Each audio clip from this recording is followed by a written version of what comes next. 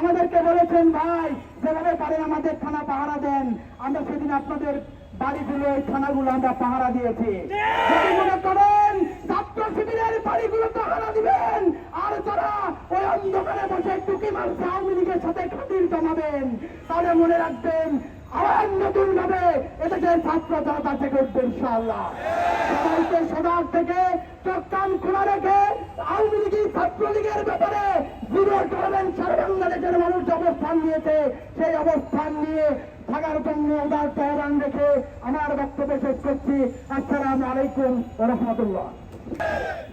এই জুলাই সনদ এবং খুনিদের বিচারের ক্ষেত্রে যদি তালবাহারা করা হয়, আমরা সরকারকে বলতে চাই আপনারা শত শত বাইনের রক্ত এবং জীবনের উপর দাঁড়িয়ে আছেন। যদি আপনারা এই বিচার করতে ব্যর্থ হন, আগামী দিন আপনাদেরকে চরম মূল্য দিতে হবে। আমরা ছাত্রলীগ, আওয়ামী লীগ এবং যুবলীগকে বলতে চাই আপনাদের রাজনীতি 5 আগস্ট কবররচিত হয়েছে। আবার যদি সাহস দেখিয়ে রাজপথে নামার চেষ্টা করেন, হয়তো রাজপথে নামার সুযোগ পাবেন, বাড়িতে ফেরার সুযোগ পাবেন না।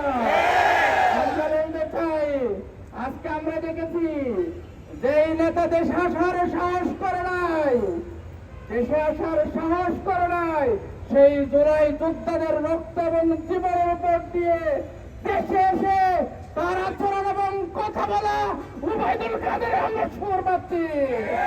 আমরা সেই নেতাকে বলতে চাই আপনি সতর্কভাবে কথা বলবেন। যদি জুলাই যোদ্ধাদের সাথে গাদ্দারি করেন, উবাইদুল কাদের পরিণত হবে। আমরা দেখেছি